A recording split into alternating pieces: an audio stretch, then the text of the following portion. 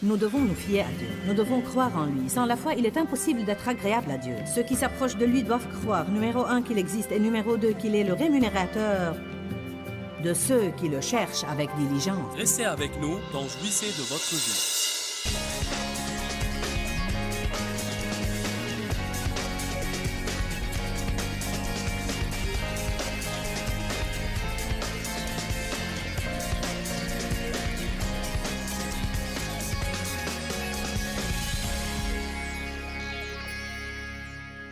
Hébreux chapitre 5, verset 12. Je vais vous lire plusieurs écritures qui sont en fait les écritures de base de cette série. Nous allons probablement les lire à plusieurs reprises pendant le week-end. Car bien qu'avec le temps vous devriez être devenus des maîtres, vous avez en fait besoin qu'on vous enseigne à nouveau les éléments de base de la parole de Dieu. Enseigner les autres ne veut pas nécessairement dire se tenir debout et enseigner comme je le fais. Nous enseignons les autres par notre vie. Chaque croyant est un maître. M'avez-vous entendu? Chaque croyant est en train d'enseigner les autres croyants, ses enfants, ses parents non sauvés, ses voisins non sauvés et ses collègues au travail. Vous leur enseignez. Apparemment, ces gens n'enseignaient pas tellement les autres, car Paul dit « Avec le temps, vous devriez être devenus des maîtres. » Et cependant, nous devons toujours vous répéter les mêmes choses à n'en plus finir. Vous avez encore besoin de lait, non de nourriture solide. Les bébés doivent se contenter de lait. Or, quiconque qui en est encore au lait est évidemment inexpérimenté et non qualifié pour la parole de justice. Nous allons parler de la justice. La justice est une chose de base que les gens doivent comprendre, sinon ils ne pourront pas avancer et grandir. La justice veut dire vous devez savoir qui vous êtes en Christ. De par cette conscience et cette connaissance de qui vous êtes en Christ, vous commencez à mener une vie différente par la puissance du Saint-Esprit qui est à l'intérieur de vous. Le verset 14 dit « Mais la nourriture solide est pour les adultes, pour ceux dont les sens et les facultés mentales sont exercés par la pratique à discerner et à distinguer ce qui est bien de ce qui est mal. » En d'autres termes, les gens qui sont prêts pour la nourriture solide sont les gens qui savent ce qui est bien et qui savent ce qui est mal. Ils choisissent ce qui est bien et se détournent de ce qui est mal. Très simple. Si vous voulez être victorieux dans la vie, faites ce qui est bien. Si vous voulez continuer à vivre dans le chaos, continuez à faire ce qui est mal. Nous avons une excuse pour une période de temps en raison de l'ignorance, mais une fois que nous avons appris, nous n'avons plus d'excuses. J'ai mis devant toi la vie et la mort. Choisis la vie afin que tu vives, toi et ta postérité. Chaque choix que vous faites affecte la génération que vous allez engendrer. Vous affectez les autres d'une façon ou d'une autre.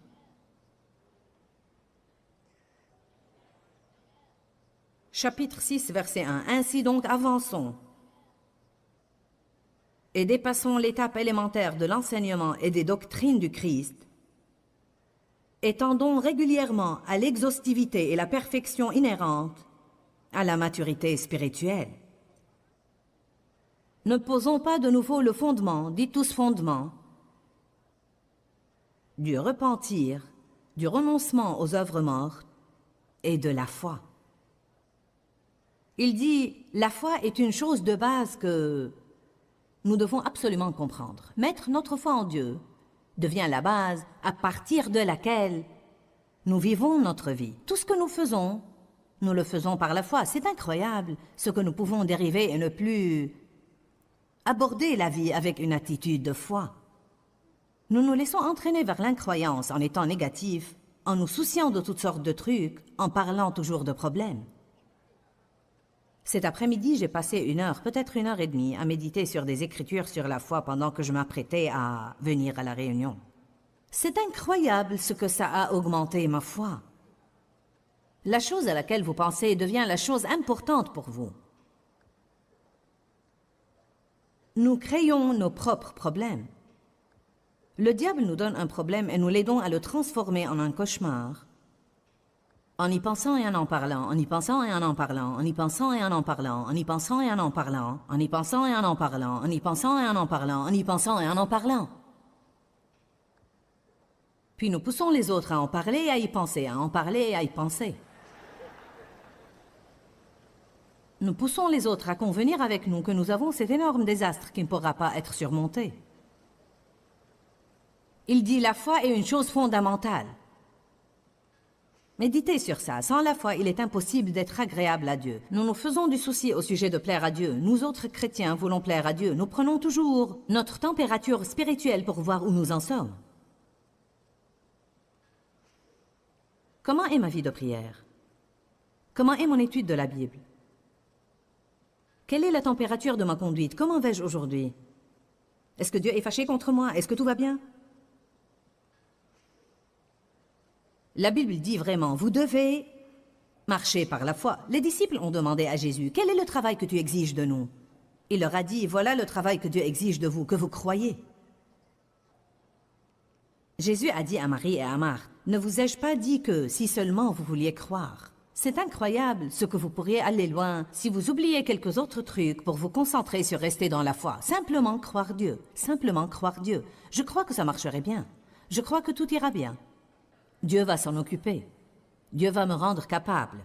Dieu va me donner la force qu'il me faut. J'ai une attitude positive. Débarrassez-vous des pensées négatives puantes. Nul de vous n'en a besoin.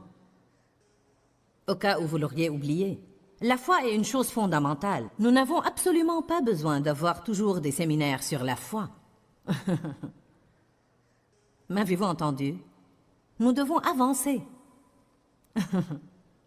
Nous ne devons pas passer notre temps à parler éternellement de ces choses fondamentales, compris? Nous devons nous fier à Dieu. Nous devons croire en lui. Sans la foi, il est impossible d'être agréable à Dieu. Ceux qui s'approchent de lui doivent croire, numéro 1, qu'il existe, et numéro 2, qu'il est le rémunérateur de ceux qui le cherchent avec diligence. J'ai cherché Dieu avec diligence, et maintenant je vis dans les récompenses que Dieu promet. Ne soyez jamais jaloux de quelqu'un qui est béni. Il a suivi les principes bibliques. Et si vous suivez les principes bibliques, alors indubitablement, le jour viendra où vous serez radicalement béni. Ne désirez pas ce que quelqu'un d'autre a, à moins d'être prêt à faire ce qu'il a fait pour l'avoir. M'avez-vous entendu?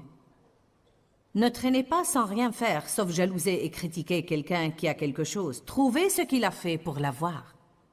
Apprenez de quelqu'un qui a plus que vous. Amen.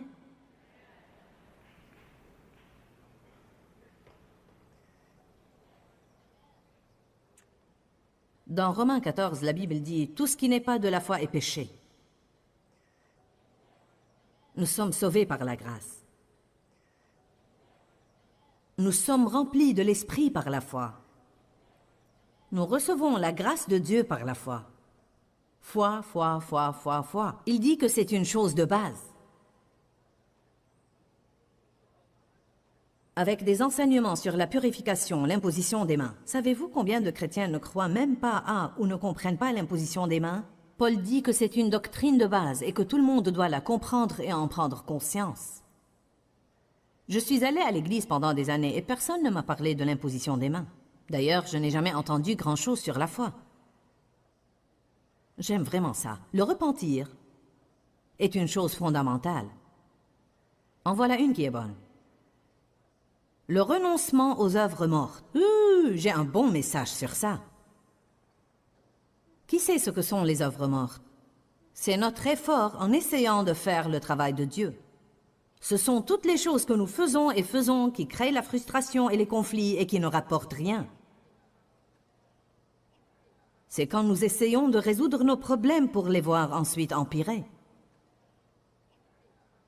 C'est quand nous nous fions à la chair humaine au lieu de nous fier à Dieu. Notre plan, notre idée. Nous avons un plan, ensuite nous nous fâchons contre Dieu car il ne le fait pas marcher. La résurrection des morts, le jugement et la punition éternelle, ce sont toutes des choses dont vous auriez dû être parfaitement conscient depuis très très longtemps. Si Dieu en effet le permet, nous passerons maintenant à un enseignement supérieur. Ça ne sert à rien d'avancer nulle part à moins d'être sûr d'avoir de solides fondations. L'autre jour, il m'est fortement venu à l'esprit que beaucoup de gens essayent de construire un bâtiment mais sans avoir de fondation. Ce qui arrive à un croyant qui commence sa marche avec Dieu, peut-être qu'il a été amené par un croyant mûr. Savez-vous ce qui lui arrive? Tout de suite, il pense qu'il doit être là où cette personne est. Il essaye de s'insérer là où le croyant est et de continuer à partir de là. Beaucoup d'eux sont frustrés durant toute leur marche avec Dieu car ils n'ont pas de fondation solide dans leur vie. Si vous menez quelqu'un au Seigneur, vous devez avoir plusieurs choses que vous pouvez lui donner progressivement et avec le temps et qui soient des choses fondamentales qu'il devrait connaître: le sang de Jésus, la puissance dans son nom, la Trinité, la communion, le baptême de l'eau, la justice, la foi.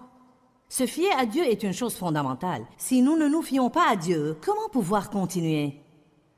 Comment puis-je sortir de la barque et m'attendre à ce que Dieu fasse des choses si je ne me fie pas à lui? Nous devons nous fier à Dieu. Nous devons devenir comme un petit enfant et nous fier à Dieu. Des choses de base. Tout doit avoir des fondations. Maison, immeuble de bureau, même une cabane à outils dans le jardin doit avoir des fondations. Savez-vous ce qui est intéressant? Personne ne s'intéresse aux fondations. Quand nous avons bâti notre première maison, nous en étions si excités et si fiers. Nous avons bâti notre seconde maison et nous en étions si excités. C'est la 3e fois que nous déménageons et c'est là que nous nous arrêtons. J'ai l'intention de mourir dans cette maison. Amen. Je me rappelle combien nous étions excités. Quand vous en êtes au point où il y a quelque chose à montrer, vous voulez inviter vos amis à venir le voir. Mais vous savez quoi? Je n'ai jamais invité personne pour voir les fondations. Je n'ai jamais appelé quelqu'un pour lui dire « Tu dois venir et voir mes fondations. Tu ne vas pas croire ces beaux murs de béton. Figure-toi ce formidable trou dans la terre. » Pourquoi les fondations ne nous intéressent-elles pas? Parce que nous voulons voir la maison. Je pense que beaucoup de gens essayent de bâtir une maison spirituelle. Ils essayent de bâtir un style de vie prospère. Et ils n'ont pas de fondation. Ou ils ont une grande fissure dans leur fondation. Chaque fois qu'il y a une tempête, vous avez un désastre. C'est facile de reconnaître les chrétiens qui ont des fissures dans leur fondation. Parce que chaque fois qu'une tempête vient sur leur vie, ils ont des fuites. C'est le chaos total. Notre première maison avait une fissure dans les fondations au sous-sol, et chaque fois qu'il pleuvait, nous avions un gâchis total. Nous avons essayé de la colmater avec toutes sortes de trucs. Nous avons fait ceci et cela et autre chose. Il nous a fallu des années pour trouver finalement ce qu'il fallait pour boucher cette fissure et arrêter les fuites au sous-sol. Nous en avions marre du désordre. Je me rappelle l'époque où j'étais chrétienne avec des fissures dans les fondations, et chaque fois que le vent de l'adversité soufflait dans ma vie, je me transformais en un gâchis émotionnel. Je perdais ma joie, je perdais ma paix. Je me fâchais, je tempêtais, je faisais des scènes. Je crachais toutes sortes de trucs négatifs de ma bouche. Ça ne marche pas. Je ne comprends pas, je suis si confuse. Certains de nous ont la confusion pour métier.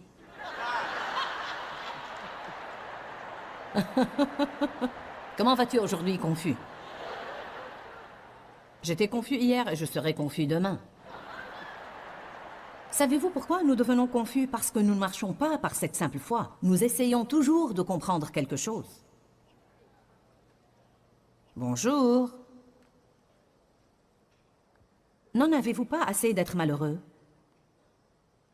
Combien de vous ont eu assez de guerre pour leur durer toute une vie? J'espère que vous reviendrez ce week-end. Et le mariage alors? Un mariage doit avoir de bonnes fondations. Vous devez bâtir un mariage sur des fondations de confiance, de respect et d'amour. Quand on s'est mariés, Dave et moi, j'avais été victime d'abus sexuels et j'avais déjà eu une mauvaise relation. Et je n'avais confiance en personne. Je n'avais sûrement aucun respect pour les hommes. Et nous voilà, essayant de bâtir un mariage, sans même avoir de fondation. Je vous dis que si Dieu n'avait pas intervenu pour m'aider à avoir des fondations et m'apprendre certaines choses, nous serions divorcés aujourd'hui. Nous devons avoir des fondations. Le mariage ne marche pas s'il n'y a ni confiance, ni respect, ni amour. Les deux deviendront une seule chair, dit la Bible. Ce n'est pas une chose automatique qui arrive comme ça. C'est un processus que de devenir. C'est ce processus de devenir qui est difficile. Allez maintenant. Quand vous allez épouser quelqu'un, vous n'allez plus avoir toutes ces chairs de poule que vous aviez quand vous sortiez avec lui. Vous allez découvrir que ses pieds puent et son haleine pue.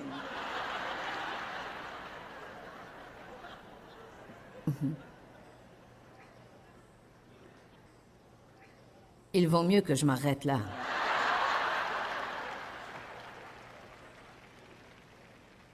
Je ne vais plus aller plus loin.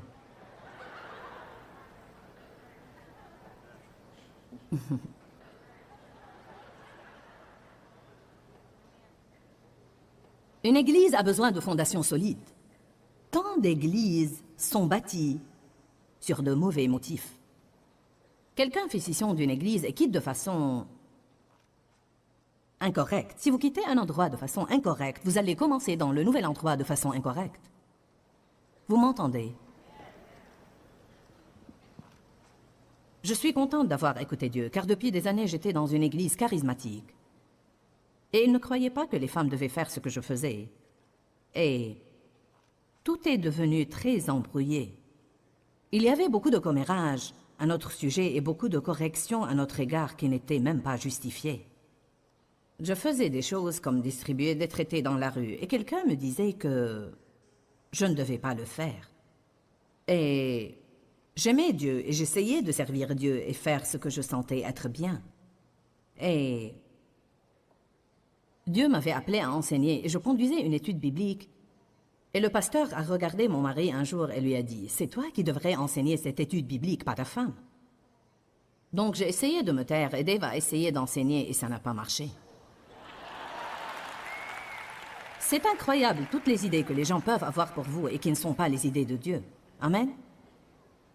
Ce pasteur était vraiment fanat d'enseigner que l'homme était le chef de la famille. Eh bien, la chose qu'il n'a pas comprise, c'est que Dave était le chef de notre famille. Ce n'est pas parce que Dieu veut employer une femme que l'homme ne peut pas être le chef de la famille.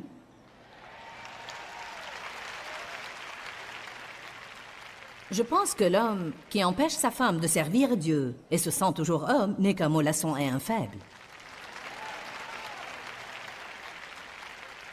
Alléluia. Dave n'est pas menacé par ce que je fais. Il est fier de moi. La Bible dit dans Proverbe que cette femme était une si bonne épouse et si célèbre que son mari était considéré aux portes à cause de sa femme vertueuse. Eh bien, Amen.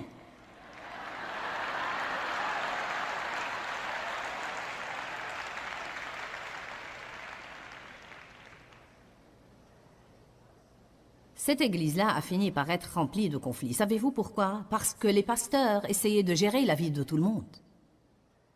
Au lieu d'être de bons pasteurs, ils essayaient de dire à tout le monde ce qu'ils devaient faire, alors que ce n'était pas ce qu'ils avaient besoin de faire. Ils décidaient qui devait aller au collège de théologie et qui devait faire ceci et cela. Vous savez, c'est tout à fait déplacé. Donc l'église s'était remplie de conflits. Je vous le dis, je voulais quitter parce qu'on parlait de nous. Mais Dieu continuait à nous dire « Ne quittez pas l'église en conflit. Restez là où vous êtes. Ne bougez pas. Laissez-moi m'occuper de ça. » Quand nous avons quitté, c'était parce que Dieu nous l'avait demandé, non parce que nous étions fâchés ou sous le coup de la colère. Nous n'avons pas quitté en médisant de quiconque. Nous n'avons pas quitté en étant aigris. Personne ne peut dire ce qui aurait pu m'arriver si j'avais quitté de la sorte. Peut-être que je ne serais pas là aujourd'hui. Nous devons faire les choses pour les bonnes raisons. Si quelqu'un crée des ennuis dans cette église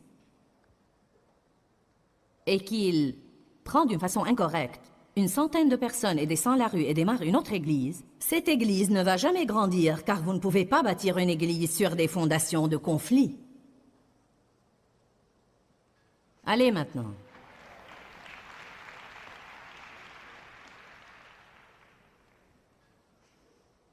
Une église ou un mariage bâti sur des fondations fissurées ne tiendront pas.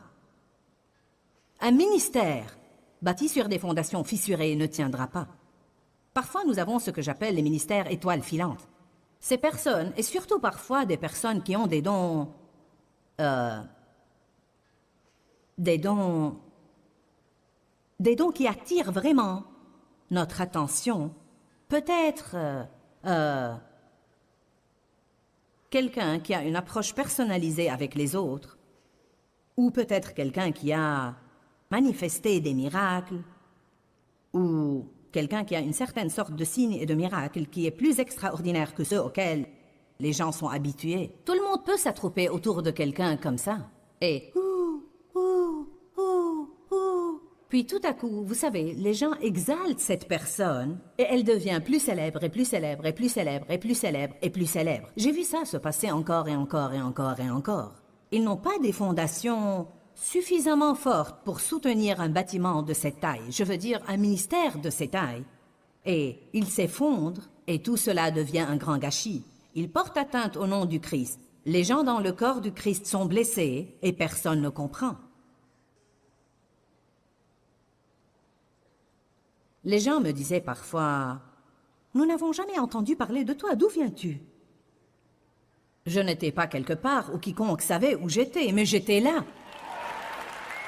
Creusant des soubassements, jetant des fondations, apprenant comment me fier à Dieu, apprenant sur la justice, apprenant à avoir un caractère pieux, à arrêter d'être rebelle, à me soumettre à l'autorité, à bien traiter les gens, à penser comme il faut et à parler comme il faut. Je pouvais, il y a 25 ans, prêcher aussi bien que je prêche aujourd'hui. Mais Dieu ne m'a pas laissé sortir de mon cercle étroit. J'en étais tellement frustrée car je ne comprenais pas. J'avais cette grande vision et je savais que j'avais un grand don pour enseigner la parole. Et Dieu ne me laissait rien faire. Oh, j'ai détesté ça. Ne méprisons-nous pas le jour des faibles commencements? Nous ne voulons même pas être fidèles aux petites choses. Nous voulons tellement régner.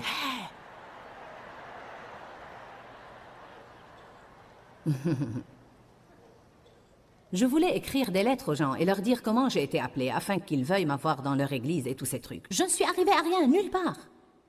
J'ai essayé de passer à la télé. En 6 mois, j'ai reçu une lettre. En 6 mois, j'ai reçu une lettre. Allez savoir pourquoi j'ai essayé d'avoir un talk show. C'était de la blague. J'amenais mes petits invités là et je posais une question, puis je répondais à ma propre question. Ils n'arrivaient jamais à parler. Donc, durant le programme de 30 minutes, mes invités me regardaient enseigner. Car je suis enseignante.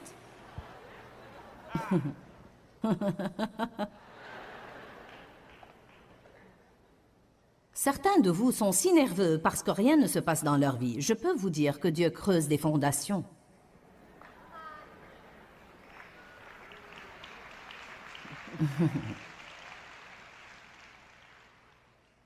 Si quelqu'un vous demande où vous en êtes spirituellement, dites-lui la vérité, je suis aux fondations. Comment vont les choses? Nous réparons les fissures en ce moment.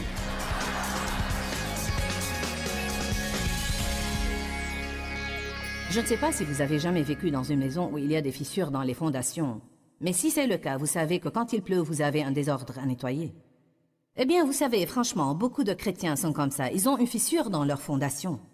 Ils ont une grande fissure dans leur compréhension de base de la parole de Dieu qui n'est ni stable ni ferme. Ils veulent continuer et bâtir une maison avant d'avoir des fondations solides.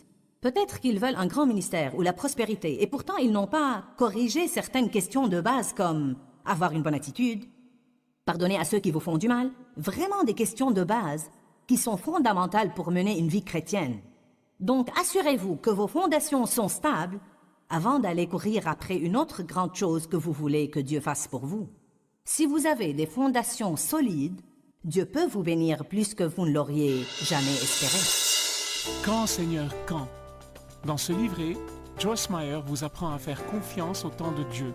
Pour obtenir ce livret gratuitement, écrivez-nous à Joyce Meyer, boîte postale 40095-6300 Larnaca, Chypre.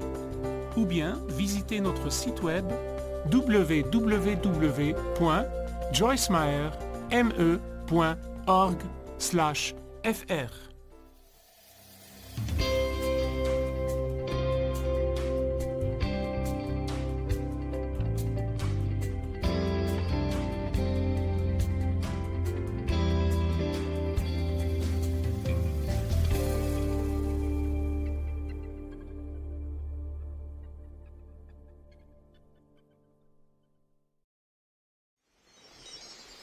Vous n'allez jamais avoir de paix avant de savoir qui vous êtes en crise et d'être heureux simplement parce que vous êtes sauvé. Restez avec nous dans Jouissez de votre vie.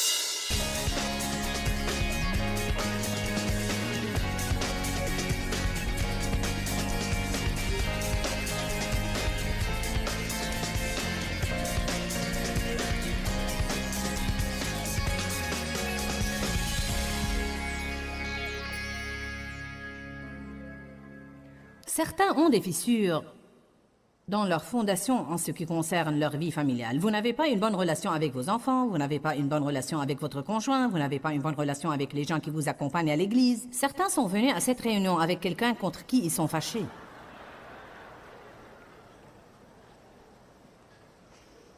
Nous pouvons revêtir notre petit air de Dieu soit loué sur notre visage d'église. Nous pouvons entrer et sautiller et applaudir. Dieu soit loué, gloire à Dieu, Dieu soit loué. Et la disposition cachée du cœur alors? Allez à Luc 12 pour un instant. Nous allons nous réjouir ici ce soir. Combien de vous comprennent le principe dont je parle ce soir? Ça ne va servir à rien d'essayer de bâtir ce grand ministère ou de bâtir cette grande carrière. Vous savez, certains célibataires ont un fort désir de se marier. Ils s'étaient déjà mariés 2 fois et ça n'a même pas marché. Et ils n'ont rien appris puisque les 2 mariages n'ont pas marché. Alors, pourquoi ne pas apprendre quelque chose avant d'aller le faire à nouveau? Eh bien, ce n'était pas de ma faute. Vous feriez mieux de vous en assurer. Comme a dit une dame à notre pasteur, « Pasteur, la semaine prochaine, je me marie pour la 7e fois. Et je veux que tu pries que cet homme me traite comme il faut. »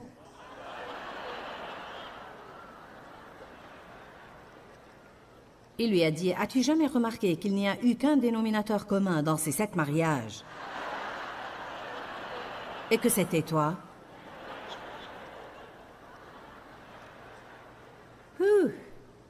Je pense que ça va chauffer ici ce soir.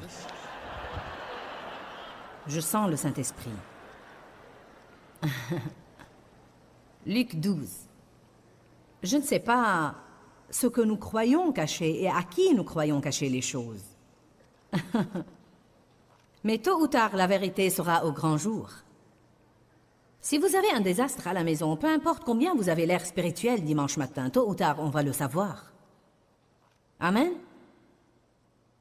Vous pouvez tout avoir à crédit partout où que vous alliez. Vous faites des paiements sur ceci et des paiements sur cela. Et les gens vous regardent et pensent, « Oh, regardez, il conduit cette belle voiture et il vit dans cette grande maison. Oh, regardez ses habits. » Vous êtes déprimé tout le temps car vous allez au travail chaque jour juste pour rembourser vos dettes. Vous avez déjà épuisé votre prospérité pour les 10 ans à venir.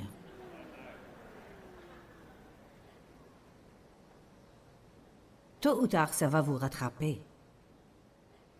Vous ne pouvez le faire que pour un moment. Vous pouvez voler d'ici pour mettre là seulement pour un moment. Et tout à coup, ça devient un désordre si déroutant que vous ne pouvez plus y faire face. Mais notre société l'a facilité. Nous pouvons déclarer notre faillite. Laissez-moi vous dire une chose. Ce n'est pas acceptable pour Dieu.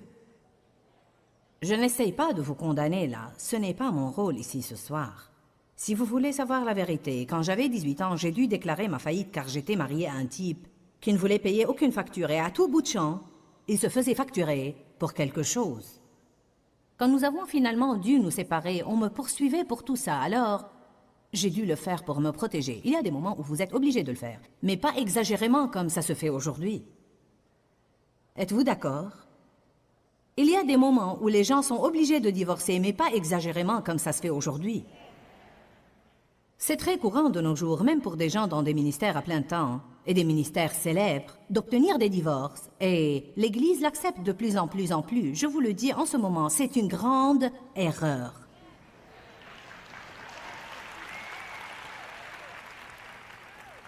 Je vais probablement froisser certains en disant ça, même parmi les prédicateurs. En tout cas, s'il y a une raison valable, Dieu la connaît assurément. Mais s'il n'y en a pas, Dieu le sait aussi. Je ne trouve rien dans la Bible qui dise que nous pouvons obtenir un divorce si nous sommes incompatibles. Ressaisissez-vous et faites face à la réalité. Tout le monde est incompatible. Dave et moi sommes incompatibles. Nous nous aimons et nous nous entendons bien parce que j'ai appris à me taire.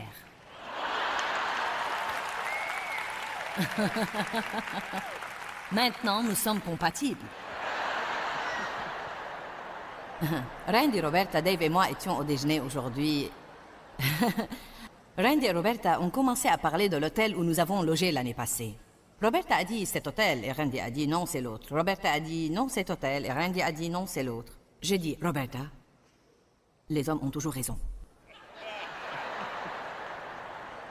Alors elle a recommencé encore une fois et j'ai dit, Roberta, les hommes ont raison. Ne t'en mêle pas et allons faire des courses.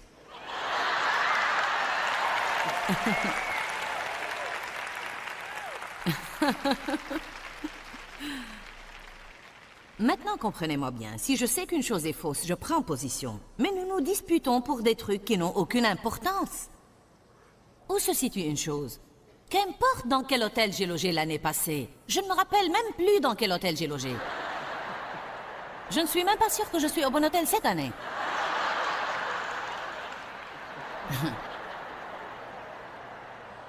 Je sais que je suis montée dans ma chambre et les clés n'ont pas marché. Je me suis assise sur une table en attendant qu'on m'en apporte d'autres. Dieu soit loué.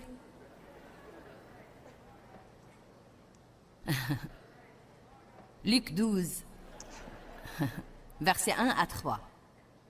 Pendant ce temps, comme la foule était assemblée par milliers au point de se fouler les uns les autres, Jésus commença par dire en premier lieu à ses disciples, « Gardez-vous du levain, le ferment des pharisiens, qui est l'hypocrisie, qui produit des troubles et une violente agitation. Nous savons ce qu'est un hypocrite. C'est quelqu'un qui fait semblant d'être une chose alors qu'en réalité il est autre chose.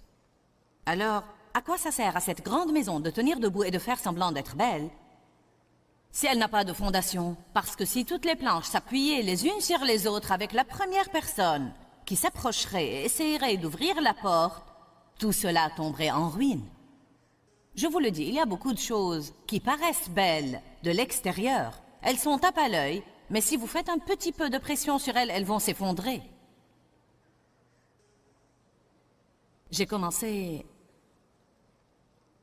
à avoir mal à la gorge dimanche passé, et je me suis soignée toute la semaine, prenant des vitamines et essayant de me ménager. Et ce matin, je me suis sentie pire que je ne l'étais avant. Et me voilà voyageant pour prêcher. Quelqu'un m'a dit, « Que vas-tu faire ?» J'ai dit ce que je fais toujours, j'y vais. Je vais me fier à Dieu pour me fortifier. Ça ne m'a absolument pas effondrée. Je suis allée. Quand je n'avais pas les clés de ma chambre, je me suis assise sur la table. Dave et moi étions assis sur une table dans le hall, balançant nos jambes en avant et en arrière, en attendant que quelqu'un nous apporte la clé. Je ne m'énerve plus à propos de ces choses. Je ne vis plus furieuse et contrariée. J'ai des fondations solides. J'ai dit, j'ai des fondations solides.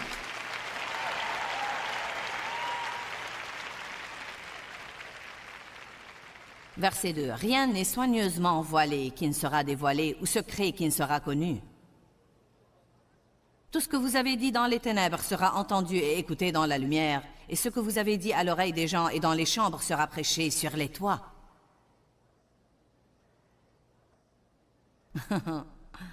En d'autres termes, votre péché vous démasquera. Tout ce que vous faites de mauvais, vous ne pouvez rien cacher, car Dieu surveille le tout et il le dévoilera. Quelqu'un le découvrira. Vous vous faites toujours prendre. Dieu en fait son affaire d'exposer les choses, mais ce n'est pas son affaire de les cacher. Le monde cache les choses, mais c'est la vérité qui vous affranchira. Arrêtez de mener des vies simulées et trompeuses et mettez les choses dans la lumière. Matthieu 7.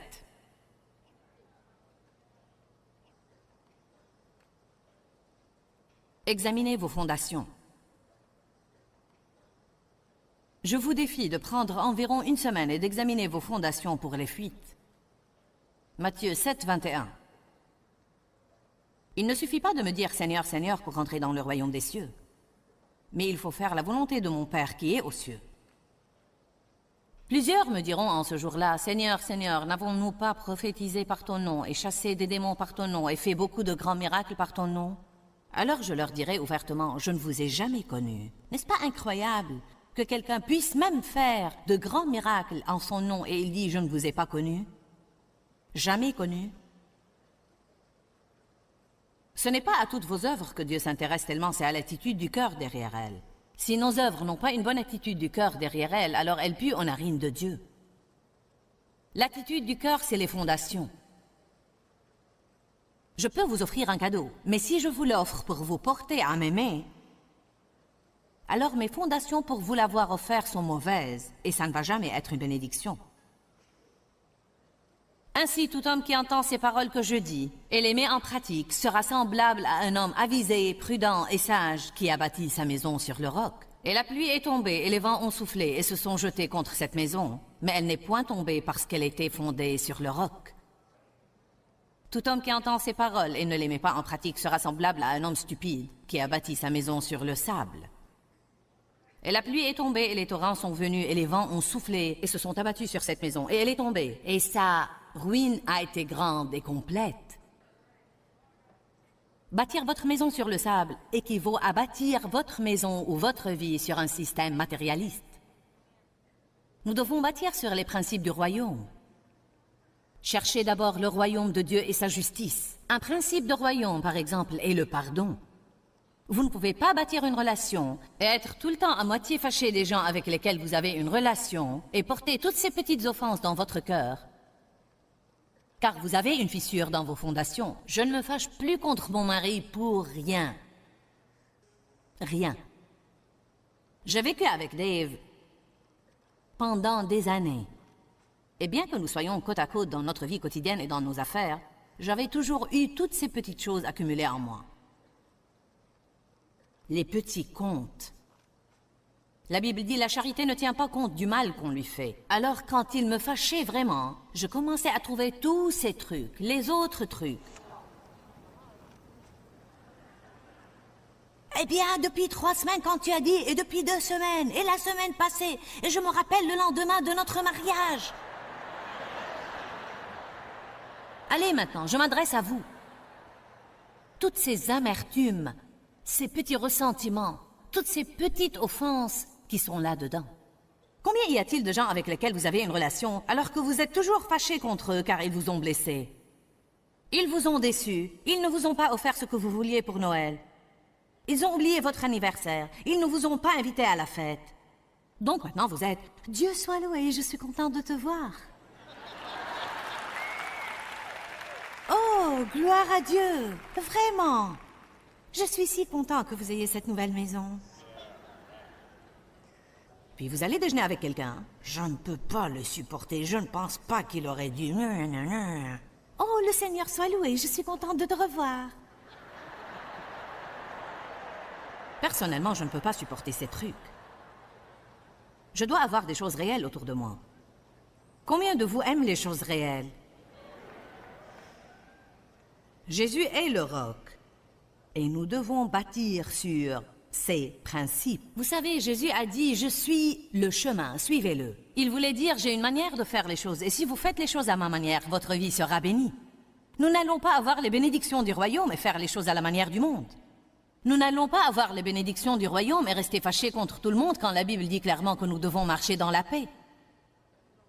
Combien de vous sont affamés de paix dans leur vie? Je vais vous dire quoi. Si vous êtes vraiment affamé de paix, je vais vous dire comment vous pouvez l'avoir.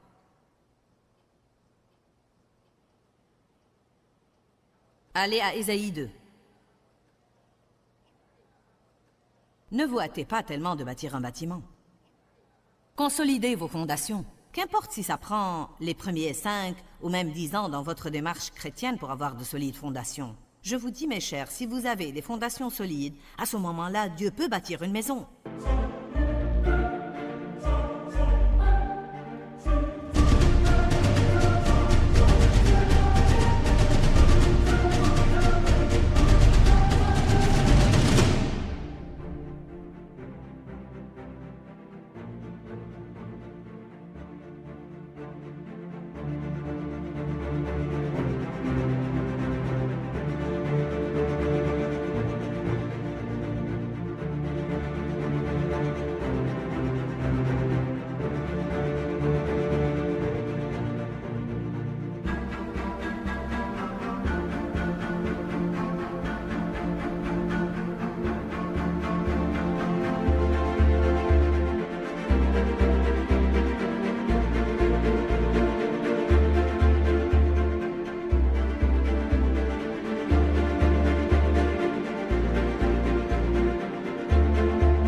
Plus le bâtiment va être grand, plus les fondations devraient être profondes.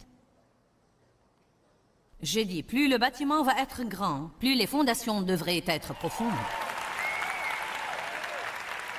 Certains de vous, si vous restez patient et laissez Dieu faire ce qu'il veut faire dans votre vie, il va se servir de vous pour des choses grandes et puissantes dans l'avenir.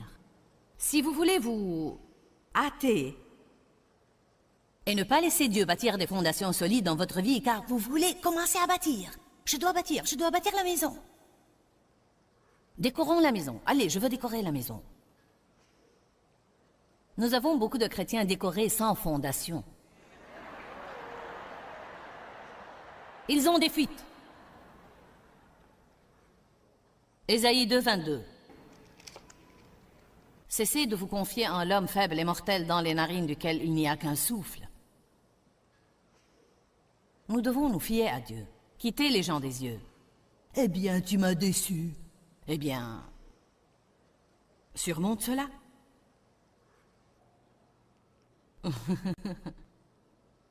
Vos attentes sont dans le mauvais endroit. Quand nous mettons nos attentes en Dieu, à ce moment-là, les gens ne nous déçoivent pas tout le temps. Allez maintenant.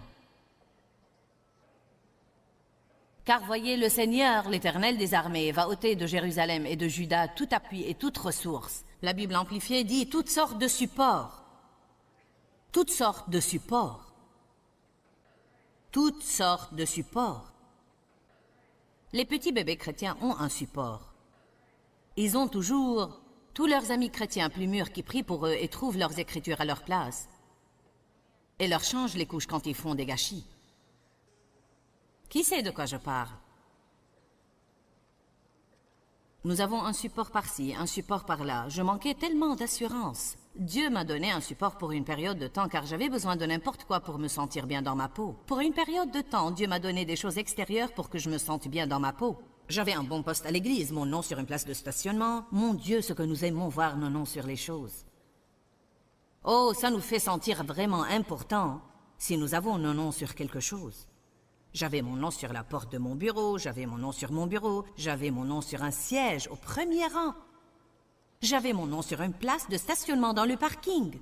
J'étais Joyce Meyer, pasteur adjoint au Centre chrétien de vie.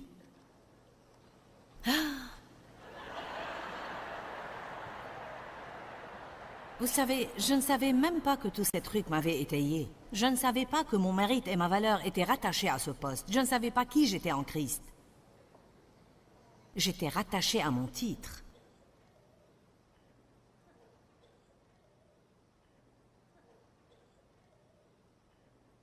Notre groupe social peut devenir notre été. Notre petit groupe spécifique d'amis, notre carrière, notre éducation, notre situation financière, les sortes d'étiquettes que nous avons sur nos habits et la sorte de voiture que nous conduisons. Amen. Je m'adresse à certaines personnes qui sont là. Ne me regardez pas comme si vous ne saviez pas de quoi je parle. Je sais fort bien que vous avez besoin de ça. Qui a besoin de ça? Vous n'allez jamais avoir de paix avant de savoir qui vous êtes en Christ et d'être heureux simplement parce que vous êtes sauvés. Et la joie du salut alors. Jésus a dit, ne vous réjouissez pas de ce que les esprits vous sont soumis, mais réjouissez-vous de ce que vos noms sont écrits dans les cieux. Voilà pourquoi vous pouvez être aussi heureux en vous asseyant dans le hall sur une table sans avoir votre clé. Quand vous avez l'impression que vous allez tomber de fatigue, car votre joie n'est pas fondée sur vos circonstances. J'ai dit, notre joie ne doit pas être fondée sur nos circonstances. Vous conduisez une ancienne voiture et quelqu'un d'autre a une nouvelle voiture. Eh bien, gardez la vôtre propre et remerciez Dieu et ayez une bonne attitude. Et un jour, vous en aurez une nouvelle vous aussi. Certains dépensent tout et s'endettent pour une chose qu'ils ne peuvent pas se permettre parce qu'ils essaient de suivre quelqu'un d'autre.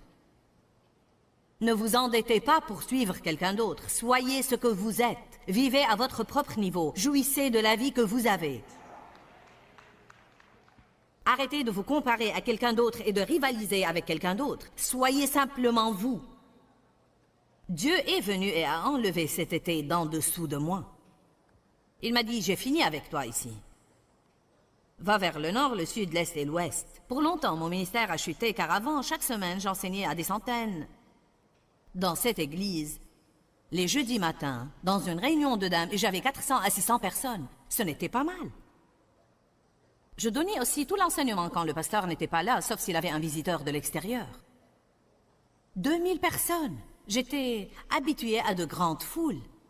J'ai quitté pour tenir mes propres réunions, 50 personnes, 60 personnes, 65, 70 personnes. Année après année. Dieu, qu'est-ce que tu es en train de faire? Nous pensons que si nous sortons de la barque et nous faisons ce grand sacrifice d'obéissance à Dieu, nous allons avoir ce succès gigantesque du jour au lendemain. Eh bien, ça n'arrive pas comme ça. Bienvenue au sous-sol. Bonjour. Dieu m'a gardé dans le sous-sol sans ascenseur. Il n'y avait pas moyen de sortir. J'étais juste en bas, à ce niveau, et je ne voulais pas être sur ce niveau.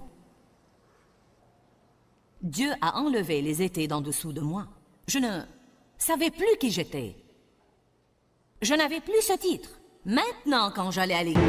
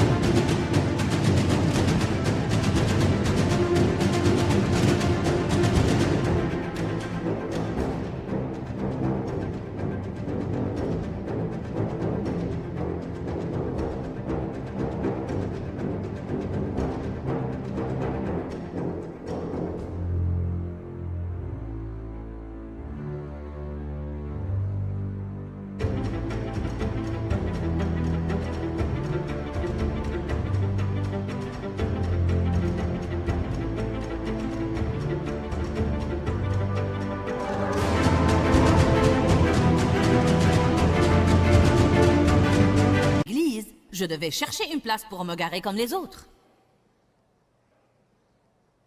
Ma place de stationnement qui portait mon nom ne portait plus mon nom. J'entrais dans l'église et je ne savais même pas où m'asseoir. La pensée de m'asseoir derrière... Oh! Derrière! J'étais le pilier de l'église. J'étais là quand nous n'avions que 30 personnes à l'église. Ne savez-vous pas qui je suis? Je n'oublierai jamais le premier jour où quelqu'un s'est approché de moi et m'a dit « Comment tu t'appelles » ? Hé, attendez. J'ai dit Joyce Meyer. Oh, es-tu nouvelle ici? Non, mais je voulais le gifler. Suis-je nouvelle ici? Suis-je nouvelle ici? Ne sais-tu pas qui je suis?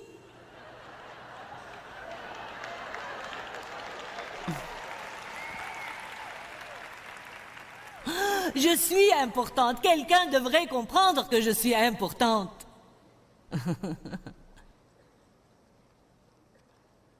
Car si vous ne pensez pas que je suis importante, alors je ne suis pas importante. Vous devez me dire que vous pensez que je suis importante. Non, Dieu dit que tu es important. Dieu dit que tu es important. Le gardien est aussi important que le pasteur. L'essentiel, c'est d'être dans l'endroit où Dieu vous a mis et de ne pas essayer de dépasser vos limites et ne pas vous fourrer dans la position que Dieu a donnée à quelqu'un d'autre. Amen. Dieu a enlevé mes étés d'en dessous de moi et me voilà. Oh! J'étais plutôt branlante. Oh! Oh! Oh! Oh! Puis j'ai perdu mes amis. Quand j'ai été baptisée dans le Saint-Esprit, je les ai perdus. Ils ne voulaient plus être mes amis.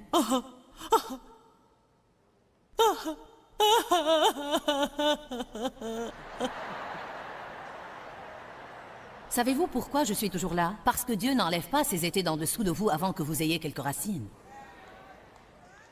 Voilà pourquoi la Bible dit d'être enraciné et fondé en Jésus-Christ. Soyez enraciné et fondé dans son amour. Si vous connaissez l'amour de Dieu quand tous les autres vous rejettent, vous pouvez toujours tenir debout.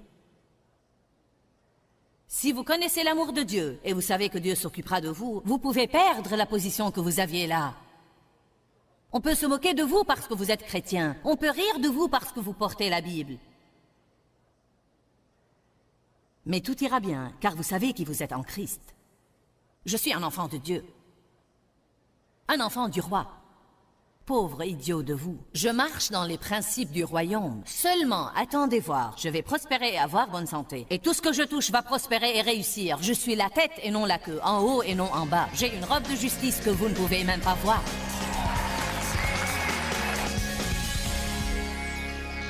Je ne sais pas.